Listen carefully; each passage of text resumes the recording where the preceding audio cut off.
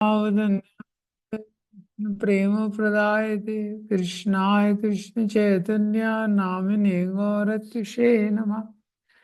हे कृष्ण करुणा सिंधु दीनबंधु जगतपते गोपेश गोपिका कांता श्री राधा कांत नमोस्तुते। तप्त कांचन गौरांगी श्री राधे वृंदावनेश्वरी वृषभानुसुते देवी प्रणमामि हरिप्रिये। पाञ्छाकल्पतरुभ्यश्च कृपा सिन्धुभ्येव च पतितानां पावनेभ्यो वैष्णवेभ्यो नमो नमः। जय श्री कृष्ण चैतन्य प्रभु नित्यानंद श्री अद्वैत गदाधर श्रीवासादि गौर भक्तवृंद। हरे कृष्णा कृष्ण कृष्ण हरे हरे हरे रामो Ram Ram Hare Hare. Hare Krishna. So you can make me the co-host who is coordinating this. So I'll revise the first two. We'll go to the next verse then. Who is the coordinator? Hare Krishna Guruji. You are co-host Guruji. I Okay. have made you. Yeah, thank you.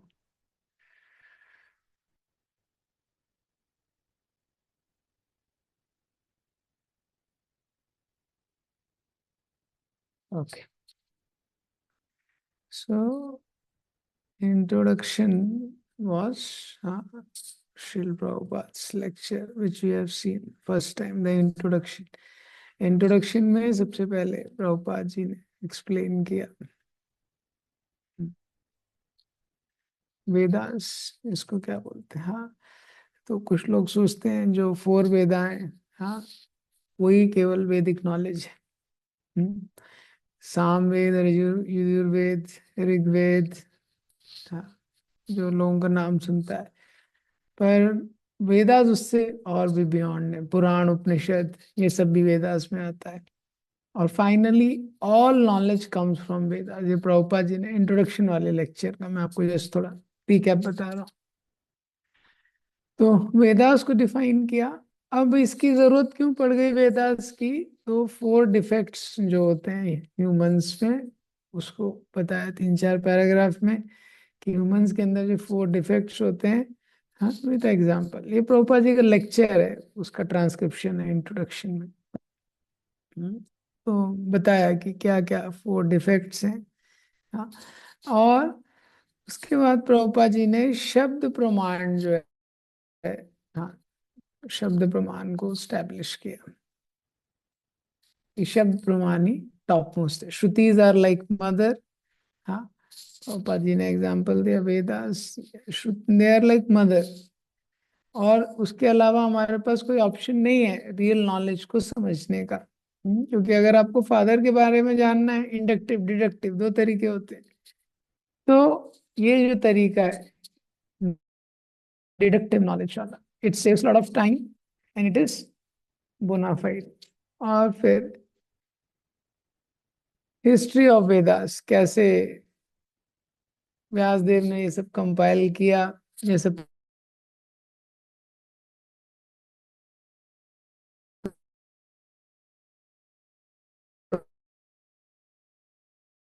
Invocation हम लोगों ने देखा।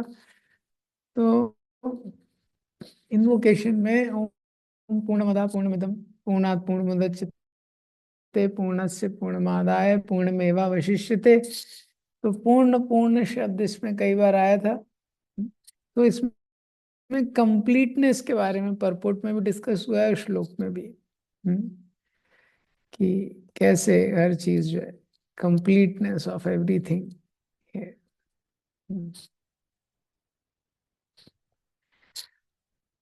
तो material world जो है क्या क्या complete है? सबसे पहले तो हाँ, गॉड इज कंप्लीट, भगवान कंप्लीट है। उसके बारे में बताया कि भगवान क्या है, वो पूरी तरह से कंप्लीट है। पूर्णमदा, भगवान क्या है? कंप्लीट है, कंप्लीट पर्सनालिटी है। इसलिए जो भगवान रियलाइजेशन है, ये कंप्लीट मैनिफेस्टेशन है लॉर्ड का। भगवान रियलाइजेशन। क्योंकि अगर भगवान कंप्लीट है तो उसमें सब कुछ रहना चाहिए। कोई व्यक्ति बोलता है, प्रभुपाद जी ने परपोर्ट में उसको क्लैरिफाई किया कि भगवान का कोई फॉर्म नहीं है, लेकिन इस संसार में इतने सारे चीजों का फॉर्म है। तो अगर कोई कंप्लीट है तो उसके अंदर सारी चीज होनी चाहिए, सारे एस्पेक्ट होने चाहिए। तो फॉर्म का एस्पेक्ट नहीं होगा तो कंप्लीट कैसे होगा? ये तो गॉड इज कंप्लीट। उसके बाद ये बताए कि ये जो मटेरियल वर्ल्ड है, this is also complete. Material world is also complete. कैसे कंप्लीट है? हाँ, 24 एलिमेंट्स के बारे में बताएगी, कैसे 24 एलिमेंट जिनसे बना हुआ है। भगवान ने मटेरियल वर्ल्ड भी ऐसा बनाया है कि 24 एलिमेंट्स का डिस्क्रिप्शन बताओ, और अपने आप में कोऑर्डिनेट, इनसे ही सब कुछ बना हुआ है। हाँ, तो इसका क्रिएशन है। उसके बाद इसका जो मेंटेनेंस है, वो मेंटेनेंस भी अपने आप में कंप्लीट है, सिम्बायोटिक है। भगवान ने इस प्रकार से उसको बनाया है। हाँ, कुछ एग्जांपल, जैसे आप we exhale carbon dioxide and plants inhale carbon dioxide, they give out oxygen. तो भगवान ने ऐसा सिस्टम बनाया है कि इसको मटेरियल वर्ल्ड में भी, कि उसको अपने मेंटेनेंस के लिए बाहर से कुछ आवश्यकता नहीं पड़ती, वो अंदर ही बना हुआ है। आप एक बीज डालते हैं, उससे एक पौधा निकलता है। हाँ, तो किसी का वेस्ट प्रोडक्ट किसी के रॉ प्रोडक्ट की तरह यूज हो जाता है। हाँ, बहुत सारे ऐसे सिस्टम भगवान ने रखा है। मटेरियल वर्ल्ड मेंटेनेंस में कंप्लीट है ये है।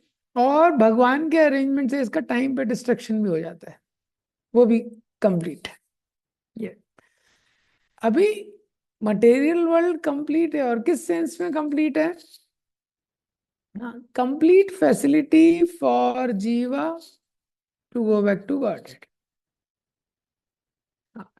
हम लोग जिस स्थिति में हैं, जहाँ पे हैं, wherever we are, whatever we are doing and whatever is our capacity, ये सारे झमेलों के साथ इसी संसार में रहते हुए भगवत धाम जाने की पूरी व्यवस्था है यहाँ पे। उस सेंस में ये कंप्लीट है। हाँ, उस सेंस में क्या है, ये मटेरियल वर्ल्ड कंप्लीट है। इसी तरह ह्यूमन फॉर्म, ये भी कंप्लीट है। इसमें कंप्लीट अपॉर्चुनिटी है, एक ऐसा कॉन्शियसनेस का सिस्टम भगवान ने अंदर डाल के रखा है कि लिविंग एंटिटी उसको ग्रो करके स्पिरिचुअल वर्ल्ड तक जा सकते हैं। ह्यूमन फॉर्म क्या है? ये भी एक कंप्लीट फॉर्म है ये। और पनिशमेंट भी कंप्लीट है। ह्यूमन फॉर्म में अगर कोई यूटिलाइज करके भगवान के धाम नहीं जाता है, तो 84 लाख स्पीशीज में उसको घूमना पड़ता है। यही प्रभुपाद जी ने परपोर्ट में लिखा है। तो इनकम्प्लीटनेस का कारण क्या है? हाँ, जो भी इनकम्प्लीटनेस व्यक्ति को एक्सपीरियंस होती है, उसका कारण क्या है? प्रभुपाद जी ने तात्पर्य में लिखा है, incomplete knowledge of the complete whole. Okay, I hope, right, related all of your okay. तो ये हमने देखा, ठीक। तो अभी इसके आगे जो पहला श्लोक है, बहुत इंपॉर्टेंट श्लोक है, क्योंकि इसी श्लोक के आ, यही प्रभुपाद जी सबसे ज्यादा कोट करते थे, जो पहला श्लोक है ये। इसके आगे और 18 श्लोक है। तो पहले श्लोक में ईशावास्य का सिद्धांत बताया है, और उसके बाद दूसरे श्लोक में आप उसको फॉलो करेंगे तो उसका बेनिफिट, तीसरे श्लोक में फॉलो नहीं करेंगे तो क्या, और फिर उसके आगे चीजें धीरे धीरे डेवलप होती है। तो आप लोग मेरे पीछे बोल सकते हैं, ये श्लोक हम लोग पढ़ते हैं, फिर इसको देखते हैं। ईशावास्यम इदं सर्वम यत्किंच जगतां जगत् तेन तक्तेन भुञ्जीता मा गणा कस्य स्विद्धनम्। ईशावास्यमिदं सर्वं यत्किंच जगतां जगत् तेन त्यक्तेन भुञ्जीता मागड़ा कस्य सिद्धनम् ईशावास्यमिदं सर्वम् यत्किंचा जगतां जगत् तेन त्यक्तेन भुञ्जीता मागिड़ा कस्य सिद्धनम्। देखिए ये श्लोक में बहुत इंपॉर्टेंट श्लोक है ये, और प्रभुपाद जी के द्वारा बहुत ज्यादा कोटेड है। इसको थोड़ा समझने का प्रयास करते हैं। ईशावास्यम इदम सर्वम। ईश, ईश मतलब भगवान। ईश मतलब भगवान, जो ईश्वर है, जो सुप्रीम लॉर्ड है। आवास्यम, प्रभुपाद जी ने आवास को वर्ड टू वर्ड ट्रांसलेशन देखिए। प्रभुपाद जी ने क्या आवास्य का मतलब लिखा है? कंट्रोल्ड। इसके और भी मतलब है। हाँ, आवास का मतलब घर भी होता है, आवास का मतलब स्वामित्व भी होता है। ईशा आवास्यम इदम सर्वम। इदम मतलब ये, हाँ, सर्वम ये सारा मटेरियल वर्ल्ड, सब कुछ जो इस भौतिक संसार में, हाँ, इस मटेरियल वर्ल्ड में सब कुछ जो दिखाई देता है। ईशावास्यम इदम सर्वम यत किंचा, वॉट एवर, जगता विद इन द यूनिवर्स, जगत, चर और अचर। यहाँ पे जगत का मतलब क्या है? लिविंग एंटिटीज से। जगत्याम मतलब यूनिवर्स, जगत मतलब लिविंग एंटिटीज, चर अचर सब कुछ जो है।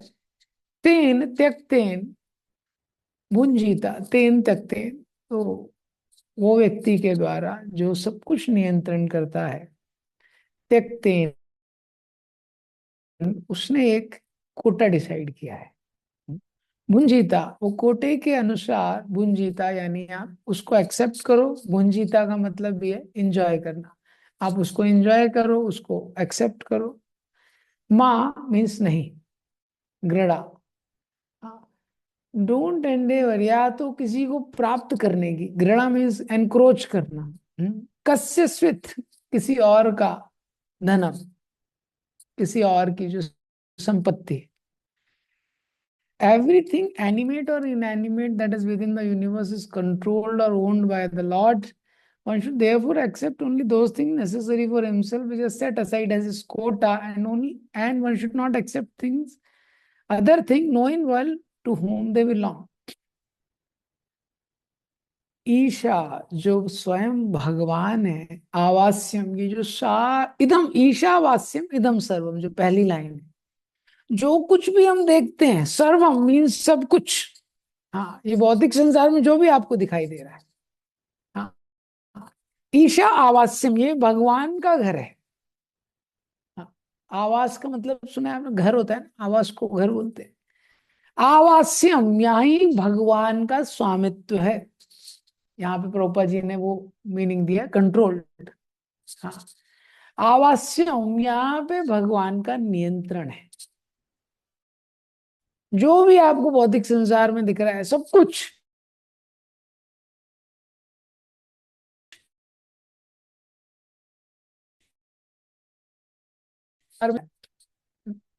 यहाँ पे किसी में भी कहीं पे कोई, आप देखेंगे ये कोई भी व्यक्ति होता है, कोई प्लॉट ले लेता है, कोई लैंड ले लेता है, अपना बोर्ड लगा देता है कि ये इस व्यक्ति की पार्टी है, ये ऐसे ऐसे आलोक मिश्रा इसकी उसकी प्रॉपर्टी है, लिख देता है, अपना फोन नंबर डाल देता है। कोई भी इसकी तरफ देखेगा आंख उठा के तो उस पर लीगल एक्शन होगा। भगवान ने सबसे पहले बोर्ड लगा के रखा है। ईशोपनिषद में कब से बोर्ड लगा दिया भगवान ने?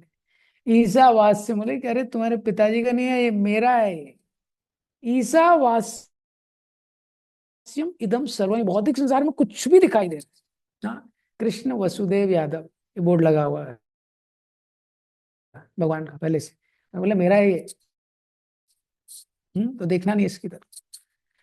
भगवान ये लेबल बता रहे हैं। सबसे पहले इस सिद्धांत को समझना।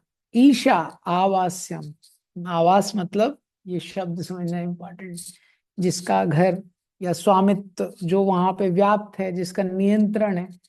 हाँ, तो उपनिषद बता रहा है ये ईशा आवास्यम इदम सर्व, भौतिक संसार में, पूरे भौतिक संसार में सर्वम जो भी आपको दिख रहा है किसके कंट्रोल में है? भगवान के। किसको बिलोंग करता है? भगवान को। कौन यहाँ का स्वामी है? भगवान। ये सबसे पहले पता होना। आजकल लोग लैंड ले लेते हैं, नया एक ट्रेंड चला है, देखा एक जगह, तो बोर्ड पे लिखते हैं भूमि स्वामी। ये भी लिखने लगे हैं लोग, भूमि स्वामी लिखा रहता है उसमें, उसके नीचे अपना नाम लिखते हैं। भूमि के स्वामी वरादेव है। और उन्होंने ये उपनिषद लिखा, ईशा आवास्यम इदम सर्व। ये तो सबसे पहले हमको ये पता होना चाहिए कि हम किसी और के घर में रह रहे हैं, और यहाँ किसी और का ऑर्डर चलता है, यहाँ का मालिक कोई और है, यहाँ किसी और का नियंत्रण चलता है। तो संसार में सही तरीके से रह सकते हैं। कोई व्यक्ति सोचे मैं मालिक हूँ और मेरे अनुसार चीजें चलेंगी तो फ्रस्ट्रेशन होगा, इसलिए हमको फ्रस्ट्रेशन होता है। ईसा आवास्यम इदम सर्व यत किंचा जगताम जगत, यत किंचा वॉट एवर जगताम जगत। तो ये संसार में, जगताम मीन्स मटेरियल यूनिवर्स में, जगत जो भी लिविंग एंटिटीज हैं, चर अचर जो भी लिविंग एंटिटीज हैं, हाँ, ये सब उन्हीं के कंट्रोल में चलता है। अभी वो बॉस है, सबसे पहले ये समझना, भगवान क्या है? बॉस। लेकिन ये संसार का जो व्यक्ति रहता है बॉस, वैसे बॉस नहीं है। संसार का जो नॉर्मल बॉस रहता है वो माँ कंजूस क्रूर व्यक्ति रहता है, 10 गुना काम कराएगा, आपको 1% सैलरी देगा। ये बहुत अच्छा बॉस है, वे बहुत ब्रॉड माइंडेड भगवान, बहुत अच्छा बॉस है। ये बॉस ने एक सिस्टम लगा के रखा है, इसको कोटा सिस्टम बोलते हैं। तेन त्यक्तेन, तेन वो जो बॉस है, त्यक्तेन, उसने बोला है भुंजीता तुम एंजॉय करो, लेकिन कंडीशन अप्लाई है, एंजॉय करने में एस्ट्रिक लगा है। त्यक्तेना, जो तुम्हारा कोटा है उसको एंजॉय करो, you can enjoy as per your quota. त्यक्तेना, अगर ये उसने सिस्टम लगा के रखा है, आपको एंजॉय करना है, लेकिन कितना एंजॉय करना है, इसीलिए उससे ज्यादा आप इंजॉय करने का प्रयास करते हो तो कॉम्प्लेक्सिटी लाइफ में। भगवान ने एक सिस्टम बना के रखा, how much we can enjoy, जो कोटा अलॉट किया है, what is necessary, what is allotted for you. अभी आपके स्पिरिचुअल मास्टर के व्यास पूजा का फिस्ट है, तो 15 आइटम बने हैं। आप प्रसाद लेना चाहते हैं, लेकिन आपको पता होना चाहिए आप कितना ले सकते हैं। सब कुछ नहीं खा सकते आप, 15 आइटम है, लेकिन उसमें भी हो सकता है कुछ आइटम ना आप खा पाए। आपको अपना कोटा समझ में आना चाहिए। ये उससे ज्यादा आप लेते हैं तो इंजॉयमेंट ही प्रॉब्लम में कन्वर्ट हो जाता है। हम्म? तो भगवान बोल रहे तेन त्यक्ते, ने जो बॉस है इस संसार का, पूरे ब्रह्मांड का, उसने लेवल लगा रखा है, देखो भाई मैं यहाँ का बॉस हूँ और एंजॉय कर सकते हो कोटा के अनुसार। क्यों बताया है? इसलिए बताया है क्योंकि बद्ध जीवात्मा मूर्ख होता है। हमारी टेंडेंसी, हम हर जगह अपना झंडा गाड़ देते हैं, ये मेरा है। तो मंदिर में कोई आता है तो मंदिर में लिखा रहता है शू स्टैंड, लेकिन फिर भी आदमी हर जगह जूते उतारता है। उसको लगता है मेरे बाप की प्रॉपर्टी है, या कुछ भी कर सकता हूँ मैं यहाँ, कहीं भी उतारता है वो। तो ये टेंडेंसी है जीवात्मा में, टेंडेंसी है स्वामित्व की टेंडेंसी। तो अभी उन्होंने, बॉस ने सिस्टम लगाया कोटा का, तो ये कौन डिसाइड करेगा कोटा? प्रश्न होता है ना, अभी कोटा कैसे पता चलेगा?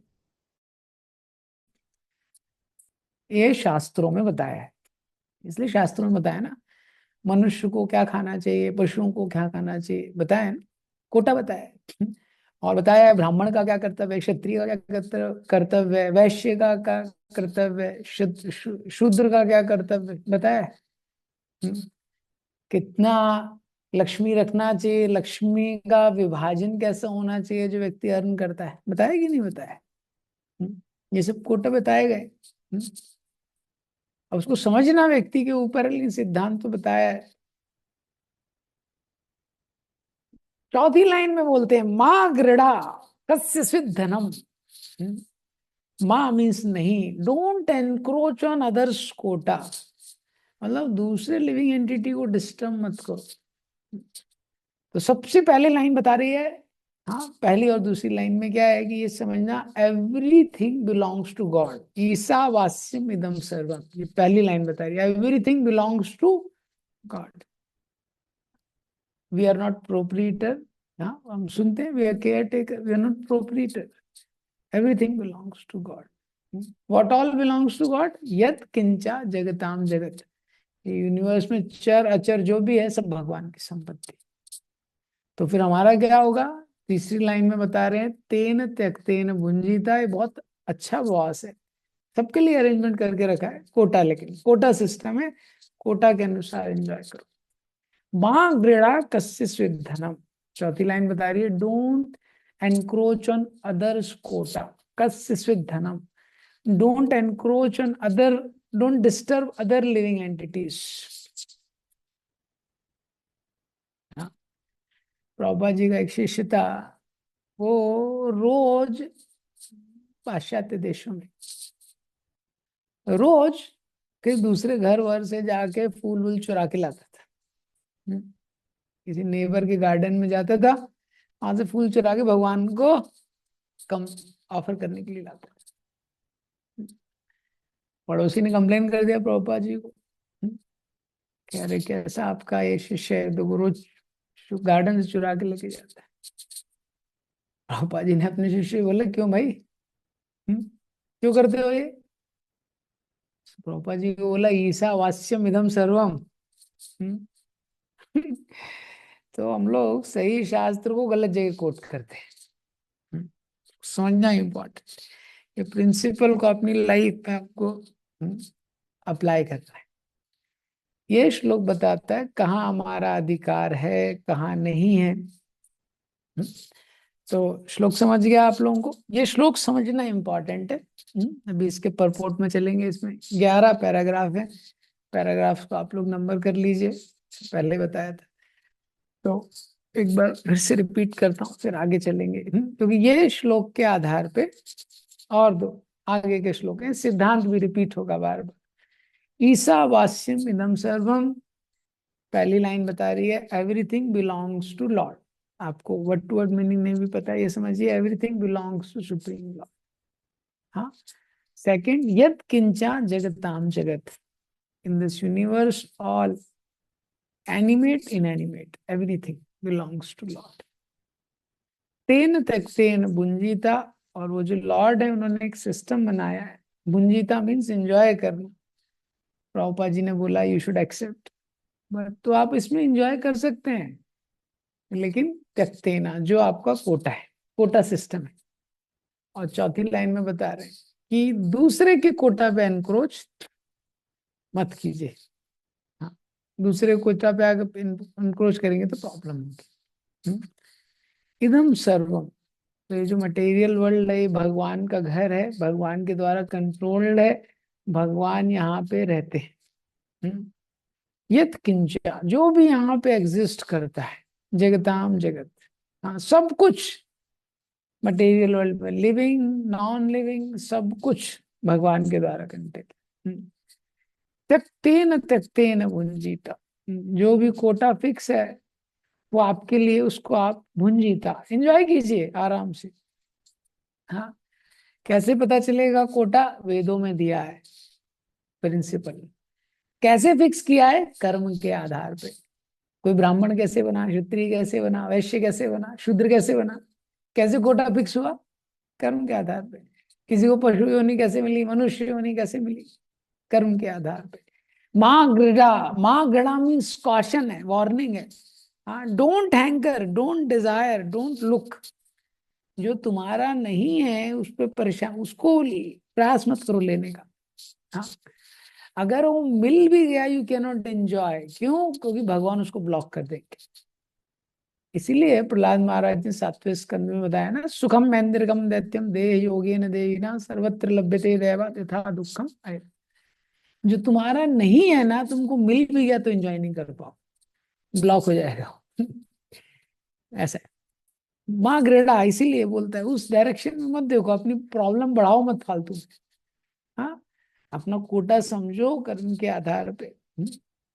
कस्य सिद्ध धनम, ये किसका धन है, ये सब संपत्ति किसका है, भगवान। नेसेसिटी के अनुसार आप एंजॉय करो। तो इसमें ये सिद्धांत बताया जा रहा है, इसीलिए ह्यूमन लाइफ को जीने का तरीका यही है कि one should just keep the bare minimum, use everything else in service of Lord. व्यक्ति को क्या लगता है, इस संसार में ज्यादातर लोग बड़ा मेहनत करते हैं और लोगों को लगता है ज्यादा पैसा कमा लिया जाए, सादा सब कुछ कर लिया जाए, और ज्यादा ज्यादा ज्यादा जैसे जैसे ज्यादा होगा फिर हम लोग उतना एंजॉय करेंगे, उतना मैं एंजॉय कर सकता हूँ। लगता है कि नहीं, ऐसा लगता है ये। लेकिन शास्त्र बताता है ऐसा होने नहीं वाला है। ऐसा होने नहीं वाला है। सिद्धांत है जो बेर मिनिमम है, अपना कोटा लो, everything else should be utilised in service of Lord. बाकी सब भगवान की सेवा में लगा सकते हो। क्यों? Because everything belongs to God. वो सब भगवान का है, हमारा प्रॉपर्टी नहीं है। हमने एक्यूमुलेट किया है इसको केवल। ठीक है। तो अभी इस श्लोक में इसको पढ़ते हैं, परपोर्ट को पढ़ते हैं। तो पहला दूसरा पैराग्राफ है, इसमें वैदिक नॉलेज का ग्लोरी बताया गया है। पहले वाली चीज को ही रिवाइज किया गया है, तो उसमें ज्यादा डिटेल में नहीं जाऊंगा मैं, आपको याद आ जाएगा। जो इंट्रोडक्शन और इन्वोकेशन में था उसको रिवाइज किया है। Vedic knowledge is infallible because it comes down through the perfect disciplic succession of spiritual master, beginning with the Lord Himself. Since He spoke the first word of Vedic knowledge, the source of knowledge is this knowledge is transcendental. The words spoken by our Lord are called aparushe, which indicate they are not delivered by any mundane person. A living being who lives in the mundane world has four defects. He is certain to commit mistakes. He is subject to illusion. He has a propensity to cheat others. His senses are imperfect. No one with these four imperfections can deliver perfect knowledge. The Vedas are not produced by such an imperfect creature. Vedic knowledge was originally imparted by the Lord into the heart of Brahma, the first created living being, and Brahma, in his turn, disseminated this knowledge to his sons and disciples who have handed down to through history. Since the Lord is Purnam, all perfect, there is no possibility of his being subject to the laws of material nature which he controls. However, both the living entities and inanimate objects are controlled by the laws of nature and ultimately the Lord's potency. This Ishopanishad is a part of Yajurveda and consequently it contains information containing the proprietorship of all things existing within this sorry universe. Prabhupada ji background दे रहे हैं। हाँ, पहले दो श्लोकों में बताया है वैदिक नॉलेज का ग्लोरी। सबसे पहला तो ये नॉलेज क्या है, इनफॉलिबल है। तो इनफॉलिबल है ये नॉलेज में, एक्चुअल में सब्सटेंस है। क्यों? अपौरुष है ये, it is not a product of human intellect. ये कोई साधारण व्यक्ति का ज्ञान में क्या प्रॉब्लम है, चार डिफेक्ट है उसके पास। तो चार डिफेक्ट के साथ अनडिफेक्टिव नॉलेज वो दे नहीं सकता है। हाँ, तो ये भगवान ने दिया है, पहले ब्रह्मा जी को दिया, वो सब बता रहे हैं। हाँ, तो इसीलिए क्या है, जो मटेरियल नॉलेज इसमें डिस्कशन ये सब क्या एम्प्टी बुलेट की तरह है, कुछ नहीं है, कुछ सब्सटेंस नहीं है अंदर बहुत ज्यादा, उससे कुछ ट्रांसफॉर्मेशन नहीं होता इस लोगों की लाइफ। हाँ, और मटेरियल मैटर के मैनिपुलेशन से हम लोग टेंशन ही ज्यादा बढ़ा रहे हैं, इसलिए मटेरियल उसका रिजल्ट देखेंगे। वैदिक नॉलेज क्या इनफॉलिबल है, इसका इम्पैक्ट होता है, ये दो लोगों का लाइफ चेंज करता है। और दूसरे दूसरे पैराग्राफ में प्रभुपाद जी ने बताया नॉलेज साधारण नहीं, क्योंकि ईश्वर पूर्ण है। हाँ, वो डिफेक्टिव नहीं है, मटेरियल नेचर के बियॉन्ड है। तो ये दूसरा चीज तो पहले बता रहे हैं कि जो ईशोपनिषद है यजुर्वेद के भाष्य संहिता से इसको लिया गया है। तो इसमें जो नॉलेज दिया गया है पूर्ण नॉलेज उसमें फेथ डेवलप कर रहे हैं। अब थर्ड और फोर्थ जो पैराग्राफ है उसमें बताते हैं कि how Lord is the proprietor of everything, भगवान के स्वामित्व की पुष्टि की जा रही है। बोला है ना, ईसावास्यम इदम सर्वम, इस लाइन को एक्सप्लेन किया जा रहा है, ईशावास्यम इदम सर्वम। The Lord's proprietorship over everything within the universe is confirmed in 7th chapter of Bhagavad Gita 7.4 and 5, where para and apara prakriti are discussed. The elements of nature, earth, water, fire, air, ether, mind, intelligence, and false ego, all belong to the Lord's inferior material energy, apara prakriti, whereas the living being, the organic energy, is the superior energy, para prakriti. Both these prakritis or energies are emanations from the Lord, and ultimately He is the controller of everything that exists.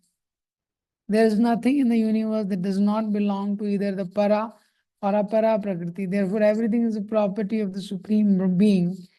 Because the Supreme Being, the absolute personality of Godhead, is a complete person. He has complete and perfect intelligence to adjust everything by means of his different potencies. The Supreme Being is often compared to a fire, and everything organic and inorganic is compared to the heat and light of that fire. Just as fire distributes energy in the form of heat and light, the Lord displays his energy in different ways. He thus remains the ultimate controller, sustainer, and dictator of everything. He is the possessor of all potencies, the knower of everything, and the benefactor of everyone. He is full of inconceivable opulence, power, fame, beauty, knowledge, and renunciation. तो Prabhupada ji example दे रहे हैं। अरे आपने बोल दिया भगवान सब जगह है, सबके ओनर है, कैसे पता चलेगा? इसे बोला ईशावास्यम इदम सर्व, कैसे समझ में आएगा? तो प्रभुपाद जी ने 7.4 और 7.5 कोट किया है। हाँ, भूमिरापो नलो वायु खम मनो बुद्धिरेव च अहंकार इति यम में भिन्ना प्रकृतिरष्टता। I believe this is 7.4। हाँ, कि पृथ्वी जल वायु अग्नि आकाश मन बुद्धि अहंकार ये सब मेरी भिन्ना प्रकृति है। एंड द 7.5 ही सेज अपरेयम मितस्तान्यम प्रकृति विद्धि में पराम। और इस अपरा प्रकृति के बियॉन्ड मेरी एक परा प्रकृति है, सुपीरियर एनर्जी, लिविंग एंटिटी। जीव भूता महाबाहो, जीव भूता लिविंग एंटिटी, ये एकदम धारते जगत, और इन दोनों पे ही सारा जगत है। हाँ, परा और अप्रकृत प्रकृति का कॉम्बिनेशन है सब, पृथ्वी जल वायु अग्नि आकाश, ये जो एलिमेंट है। और इसको जब लिविंग एंटिटी मैनिपुलेट करता है, इसी से सारा इनएनिमेट जगत मतलब आप बनाए, सो अचर जगत है पूरा इसी से बना है। बिल्डिंग देख लो, कुछ भी देख लो, सब इसी का कॉम्बिनेशन। और उसी में लिविंग एंटिटी, मन बुद्धि अहंकार ऐड करके लिविंग एंटिटी, तो बहुत सारी जीवात्मा है। ये क्या है? दोनों एनर्जी है। एनर्जी किसकी एनर्जी? भगवान की एनर्जी। तो भगवान ने ये बताया है ये सब क्या है? मेरी एनर्जी। तो यहाँ पे एग्जाम्पल दे रहे हैं कि कैसे भगवान सब चीज के ओनर है। ईशावास्यम, भगवान का स्वामित्व है ना हर जगह, तो वो स्वामी है। उन मतलब उनसे सब कुछ बिलोंग करता है, एवरीथिंग बिलोंग्स टू कृष्णा। कैसे समझ में आएगा कि सब भगवान को बिलोंग करता है? तो प्रभुपाद जी ने 7.45 का ट्रांसलेशन जो है उसको कोट किया। ये अपरेयम मितस्त्वन्यम जीव भूता महाबाहो, ये तो एक श्लोक इसमें कोट नहीं किया है। इसके बाद वाला जो 7.45 के बाद 6 श्लोक में एतानी एतानी सर्वाणी भूतानी, ऐसे करके श्लोक है। उपधार्य मतलब जो भी लिविंग एंटिटी है, प्रभुपाद जी भगवान बताते हैं 7.67 में मिलेगा आपको ये श्लोक। एतानी सर्वाणी भूतानी मत स्थानी इति उपधार्य, इस एतानी जो भी लिविंग एंटिटी है सब मेरे द्वारा ही आश्रित, भगवान उसमें बताते हैं। हाँ, तो ये कोट करके भगवान के स्वामित्व की पुष्टि कर रहे हैं। ईशावास्यम इदम सर्वम, सब भगवान को बिलोंग करता है, उसकी पुष्टि कर रहे हैं। तो सब कुछ और भिन्ना प्रकृति रहना जाए, भिन्ना ये बता रहे हैं कि पृथ्वी जल वायु अग्नि आकाश, ये सब मेरी सेपरेटेड एनर्जी। उसके बाद 4th वाले में बताते हैं कि जैसे अग्नि होती है एक जगह रहती है, लेकिन प्रकाश और ताप, अग्नि फायर, दो चीजें हीट और लाइट, उसका डिस्ट्रीब्यूशन चलता रहता है। इसी तरह भगवान एक जगह है लेकिन सब कुछ कंट्रोल करते हैं, ये उनकी पोटेंसी है। फोर्थ पैराग्राफ में बता रहे हैं। अग्नि एक जगह रहती है लेकिन उसका लाइट दूर तक जाता है, उसका ताप दूर तक जाता है।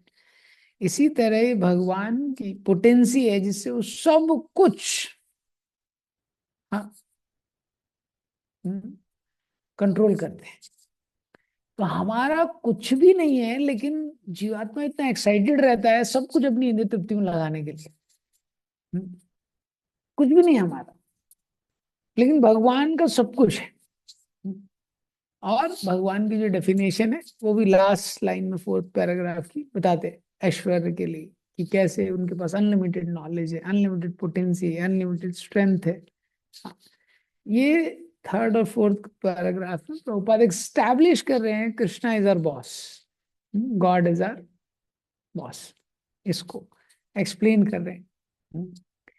अभी जो फिफ्थ है इसमें एग्जाम्पल देते हैं। बोला है तेन तक तेन, ये बॉस का सिस्टम क्या है? Quota system. तो कोटा का एग्जाम्पल, कोटा का एक एग्जाम्पल इसमें देते हैं फिफ्थ पैराग्राफ में।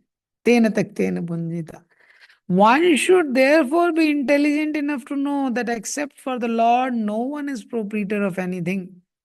One should accept only those things that are set aside by the Lord as his quota. Ten tekten bhunjita. The cow, for instance, gives milk, but she does not drink that milk. She eats grass and straw, and her milk is designated as food for human beings. Such is the arrangement of Lord. Thus, we should be satisfied with those things He has kindly set aside for us, and we should always consider to whom those things we possess actually belong. तो कोटा का example दे रहे हैं यहाँ पे। कोई बोलेगा अरे कैसे समझ में आएगा प्रैक्टिकली, ये कर्मावेश तो ठीक है, लेकिन कैसे मुझे प्रैक्टिकली समझ में आएगा? भगवान ने कोटा डिजाइन किया है। तो कोटा का एक एग्जाम्पल दिया है। गाय है, वो घास खाती है, दूध देती है, अपना दूध खुद नहीं पीती, वो गाय कभी चाय बना के नहीं पीती है उसका, हर्बल टी। क्यों? क्योंकि उसका कोटा है ग्रास, वो उतना खाती है। इसी तरह शेर है, वो फ्लेश खाता है, वो कभी घास नहीं खाता, वो उसका कोटा है। हम बहुत क्लियरली देख सकते हैं कोटा सिस्टम कैसे यहाँ पे वर्क करता है। मनुष्य है, वो सब खाता है, वो सब गड़बड़ करता है। इसलिए ईओ विल्सन ने बोला ना, only one species does not, every species contributes for the ecological balance except one, humans, they only disturb. ये तो ये कोटा सिस्टम बना हुआ है। तो गाय है, इतना दूध देती है, घास खाती है, दूध देती है, और उसका जो बछड़ा होता है वो पूरा दूध नहीं पीता है, थोड़ा सा ही पीता है। हाँ, एक्चुअली वो पूरा दूध पिएगा और डाइजेस्ट नहीं कर पाएगा, उसकी मृत्यु भी हो सकती है। पूरा वो डाइजेस्ट नहीं कर सकता। तो क्या है, उससे हम समझते हैं सिस्टम बनाया हुआ है भगवान ने। तो बाकी कौन पिएगा? जो गाय का देखभाल कर रहा है, ये। तो अभी इसके आगे एग्जाम्पल देते हैं, कोटा के और एग्जाम्पल यहाँ पे देते हैं सिक्स सेवंथ एट्थ में। Take for example our dwelling, which is made of earth, wood, stone, iron, cement, and so many other material things. If we think in terms of Sri Upanishad, we must know that we cannot produce any of these building materials ourselves. We can simply bring them together and transform them into different shapes by our labor. A laborer cannot claim to be a proprietor of a thing just because he has worked hard for it, to manufacture it. In a modern society, there are always a great quarrel between laborers and capitalists. This quarrel has taken an international shape and the world is in danger. Man face one another in enmity and snarl like cats and dogs. Shri Ishopanishad cannot give advice to the cats and dogs, but it can deliver the message of Godhead to man through the bona fide acharyas. The human race should take the Vedic wisdom of Sri Ishopanishad and not quarrel over material possessions.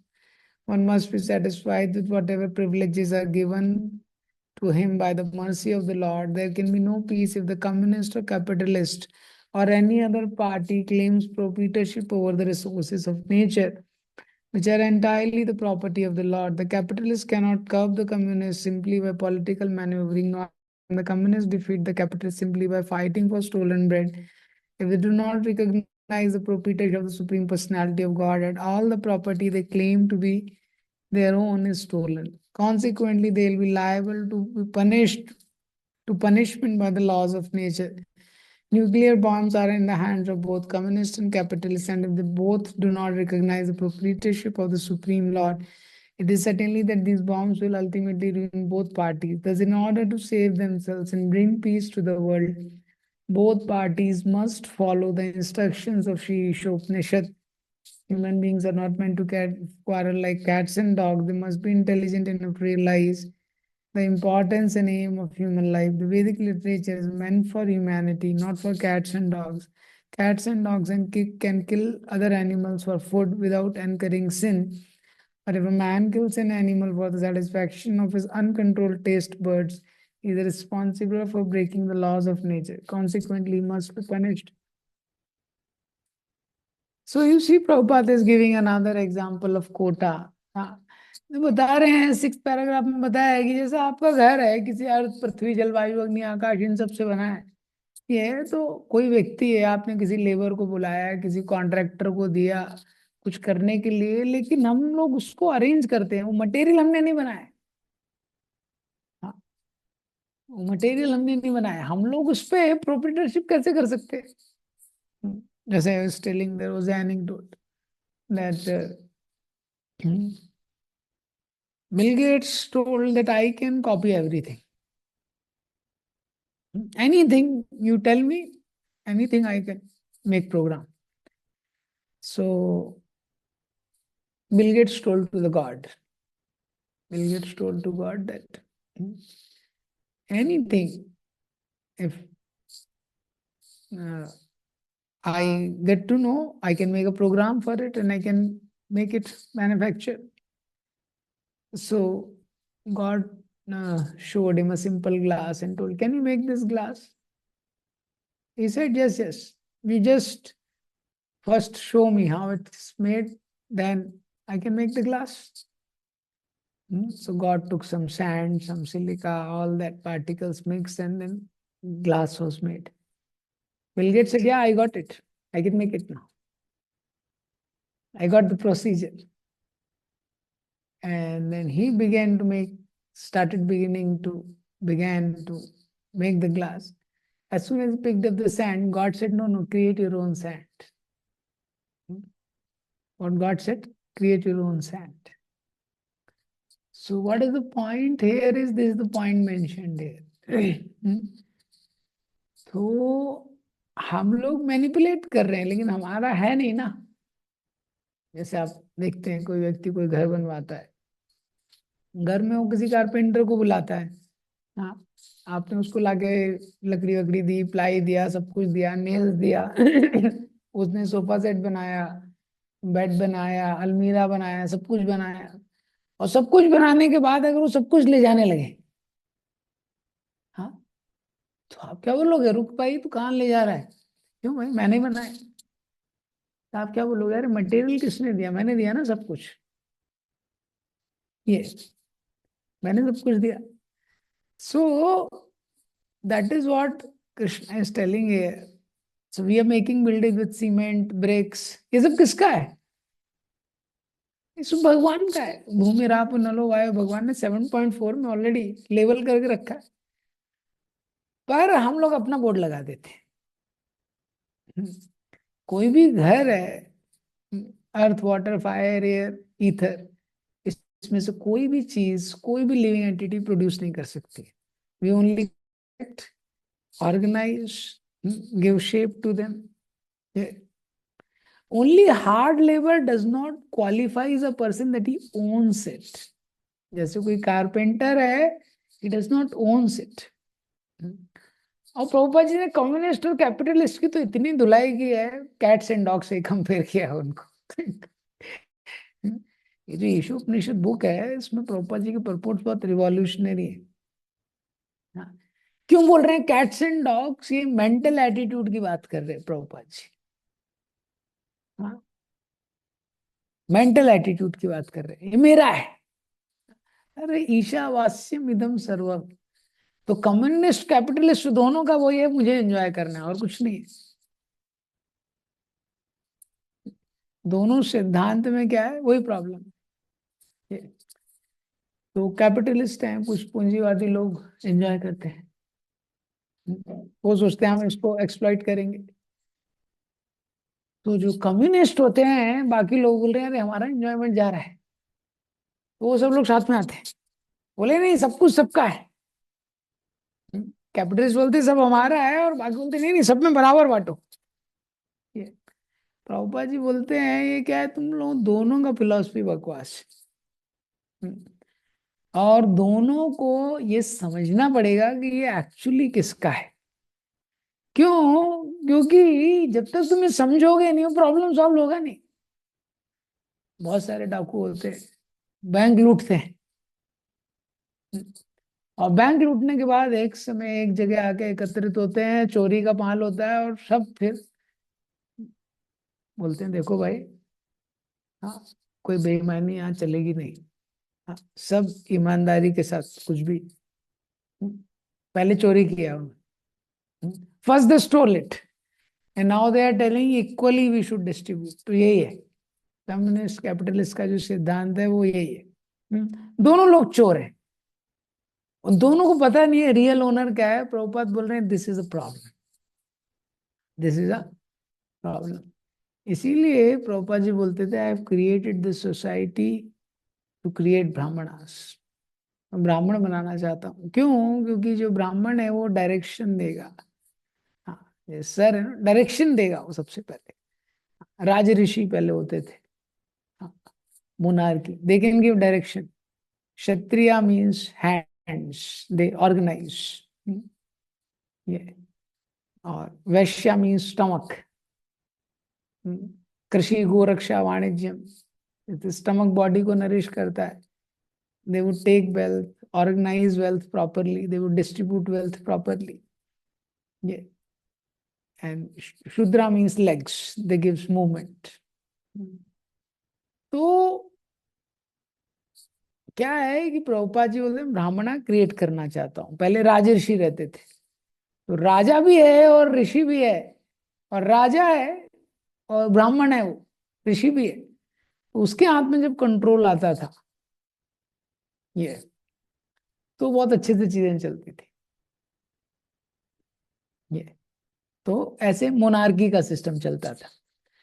लेकिन क्या हो गया फिर, जब corrupt ब्राह्मण हो गए, ब्राह्मण जब करप्ट होने लगे, तो फिर क्षत्रियों ने कंट्रोल अपने हाथ में लेना शुरू कर दिया। क्षत्रिय ब्राह्मणों को फॉलो करते थे पहले। क्यों? देखते थे इतना त्यागी है, इसको कुछ अपने लिए नहीं चाहिए, दूसरों के लिए ये सब कुछ, तो फॉलो करते थे, दंडवत करते थे उसकी पर्सनैलिटी को। लेकिन ब्राह्मण करप्ट हो गए तो फिर ऑटोक्रेसी। तो क्षत्रियो ने बोला हम ही देख लेंगे भाई। हम्म, तो क्योंकि ये तो कोई मतलब नहीं है, तो करप्ट ब्राह्मण हो गया, तो हुकुमशाही चलने लगी ये। फिर क्षत्रिय भी करप्ट हो गए। तो वैश्यों ने बोला भैया पैसा हम ला रहे हैं, हम ही कंट्रोल करते हैं, कैपिटलिज्म, पूंजीवाद। और कम्युनिज्म क्या है, शूद्र ने कंट्रोल, शूद्र डिस्टर्ब हो गए। उन्होंने रिवोल्ट कर दिया। उन्होंने देखा ये तो कैपिटलिस्ट हैं, जो वैश्य है, इसको मनी प्रॉपरली डिस्ट्रीब्यूट करना चाहिए, ये तो अपना ही पेट भर रहा है। तो उन्होंने भी अपना आंदोलन कर दिया। मजदूर लोग कर देते हैं ना अपना हड़ताल, कैपिटलिज्म ये। आइडियली बेस्ट सिस्टम क्या है?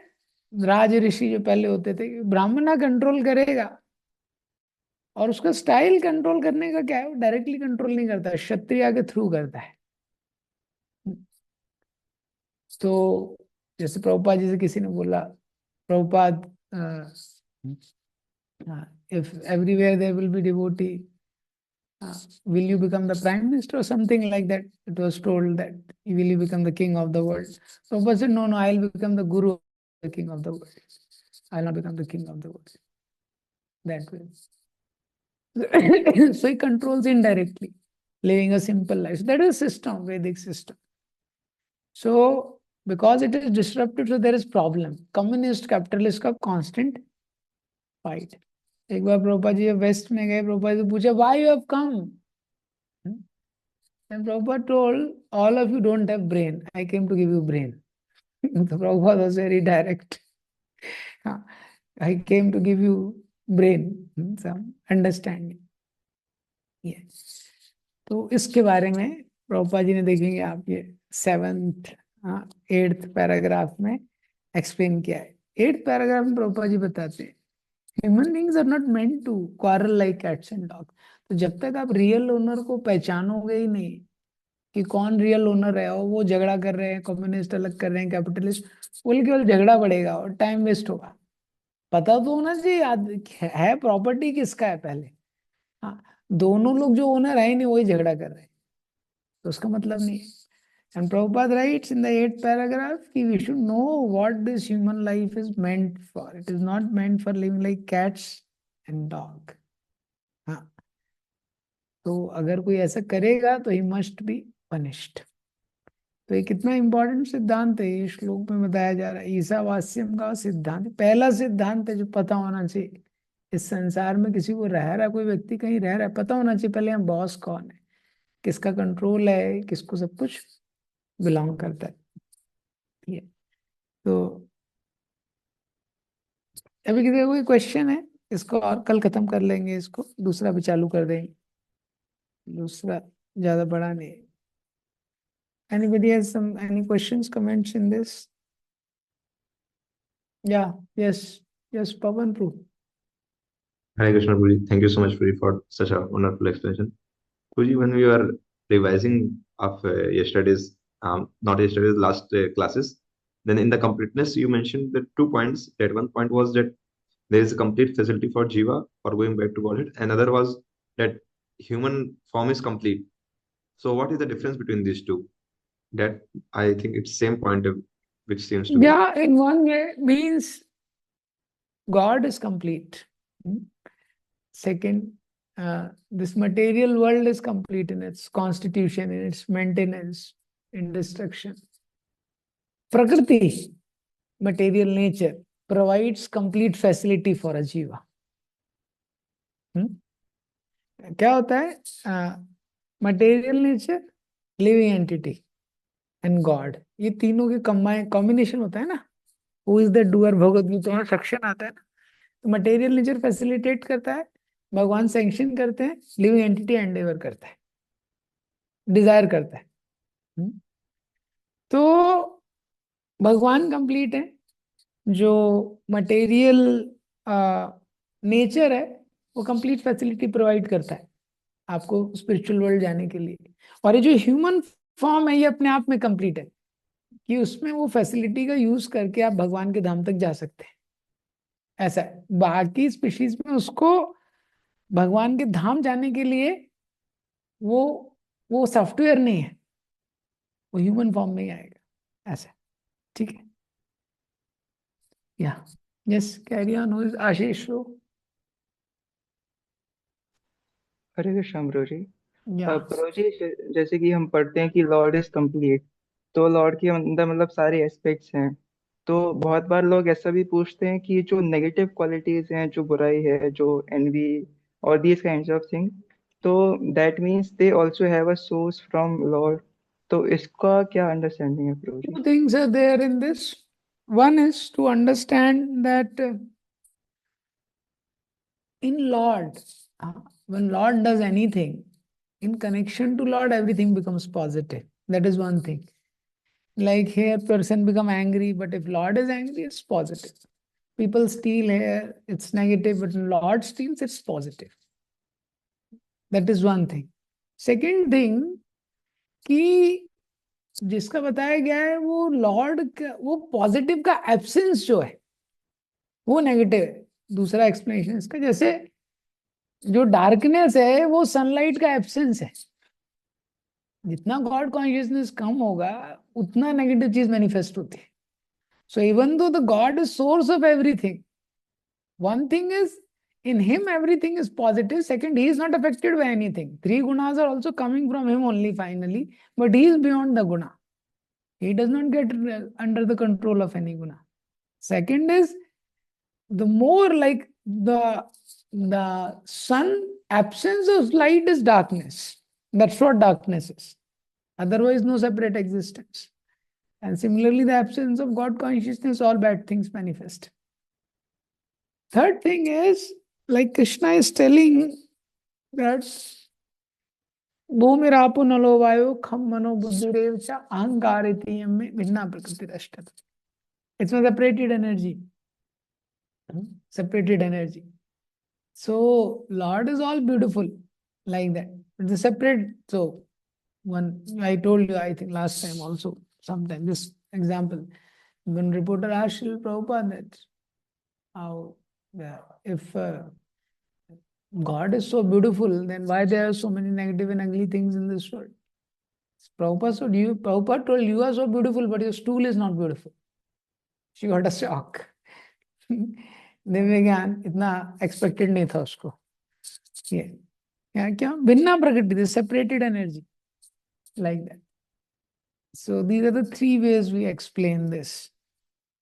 Depends on who is asking with what motivation. That way. Is it understandable? Yes, Prabhuji. Thank you, Prabhuji. Yes, Dhananjay. Hare Krishna, Prabhuji. Prabhuji, my question is regarding the thing जो आपने बताया अभी lecture में कि whatever is allotted to a person, उसे इतना ही लेना चाहिए, should not encroach on others' property, and even if he gets, he won't be able to enjoy it. मतलब भगवान उस पर ब्लॉक कर लगा देंगे. So Prabhuji, in case we meet a कर्मी और वो हमसे ऐसा क्वेश्चन पूछते हैं that we want to work hard and harder और हम उनको ये बात बताते हैं डिस्कशन में, तो ये क्वेश्चन वो ये पूछ सकते हैं कि unless I work hard how do I know what I am suppose to get, या फिर if I don't work only then how will I get what I am suppose to get. So उस case में projects को कैसे answer करना है? Yes. So everyone should work. Working is not a problem. One should not over endeavor. That is one thing. See, we have to understand that this yantra rudani maya, this body is a machine. Every machine has a particular purpose. Like that. So you utilize it in that way. Like Luna works in a particular way and Mercedes-Benz functions in a particular way. Luna, even if you do over endeavor, it will not become fighter jet. It will remain Luna. It has its capacity, but it cannot transform into fighter jet. That is one thing. So scriptures are telling you do your duty, and in that duty you do your best. Like that. So scriptures are not telling you don't work at all. Like that. Scriptures don't tell that you don't work at all. Scriptures are telling you do your duty.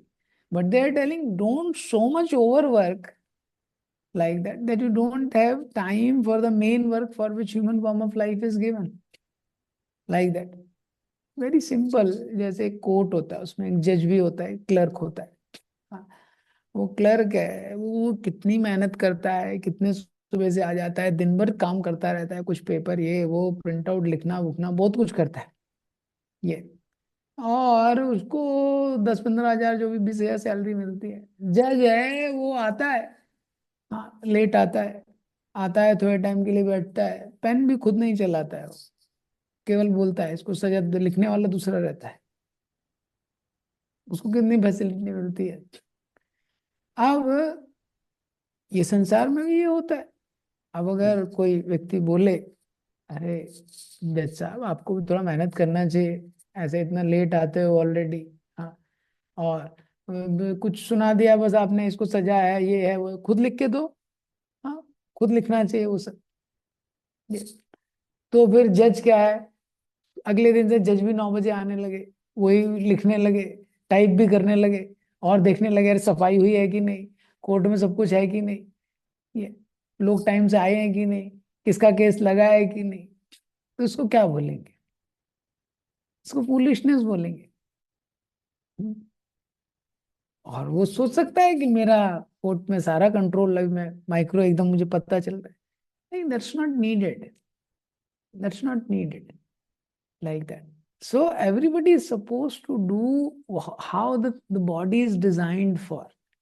तो कोई animal work hard नहीं, over Endeavour नहीं करते ज्यादा ये। तो इसी तरह ह्यूमंस का एक बॉडी है, डिजाइन किया गया। कैसे पता चलेगा? whenever you see, whenever people try to work in unhealthy way, accumulate in unhealthy way, you see the result is unhealthy. That's what we can see, the result is not healthy. तो finally कोई work hard कर रहा है, कुछ result भी healthy होना चाहिए ना, that is not able to see. Mental issues, there depression, then other issues, anxiety, all that will come. क्यों? क्योंकि वो अपना क्रॉस कर रहा है, डिस्टर्बेंस क्रिएट कर रहा है ये, तो उसके कारण ऐसा होता है। So everybody should work, but nobody should be lazy, but we should not work in a very frantic way. We have to have some borderline so that we have time for our body, for our mind, for our soul. Along with that, we also have time for the time for the body includes the person should have proper rest. Person should take care of the bodily needs, that is career. But he should also understand the mind also needs time, the healthy thoughts, the healthy reflection, and the soul also needs time, the spiritual stuff. तो कोई गाड़ी है, बाहर से एकदम चमका के रख रहा है, इंजन की वॉट लग रही है, तो कैसा होगा उसका हालत? तो ऐसी ही मेटेरियल वर्ल्ड में लोगों की हालत है, ओवर टाइम करते हैं लेकिन वो केवल बॉडी के लेवल पे है ना, माइंड और सोल भी है उस पूरे सिस्टम में। Okay, Yes, bro. Thank you very much, bro. या अमन प्रू? यस, हरे कृष्णा ब्रो जी, दंडवत प्रणाम जी।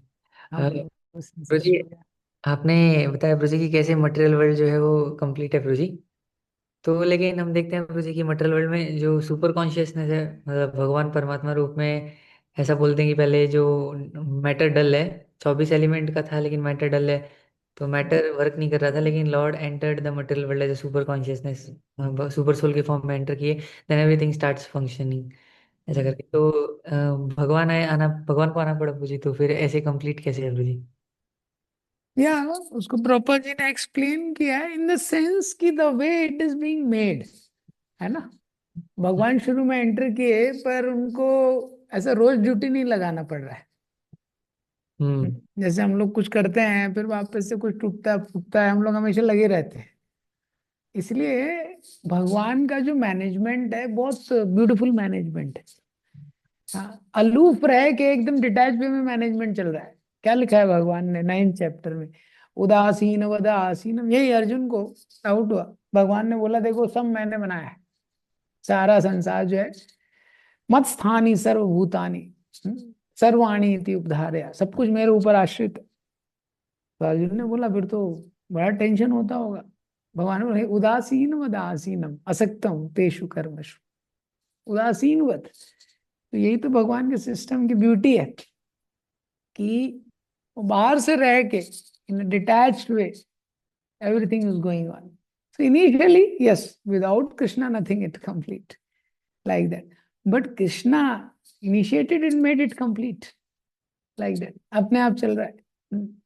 तो पेड़ों का भोजन है, इतनी सारी योनियां है, सब कुछ एक सिस्टम बना हुआ है ना, कंप्लीट सिस्टम है। जैसे एग्जाम्पल दिया था, हर चीज एक सेंस में बोली गई है ना, कॉन्टेक्स्ट में।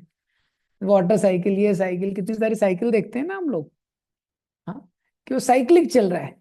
वैदिक कॉन्सेप्ट इज लाइक दिस। हाँ, तो साइक्लिक मतलब क्या है? वो हो रहा है, वापस से हो रहा है, सिस्टम पूरा वर्कआउट कर रहा है, उस सेंस में कंप्लीट है। हाँ यस ब्रो जी, ओके, समझा bro ji, thank you bro ji. Okay, so we land here. Thank you very much. Srila Prabhupada.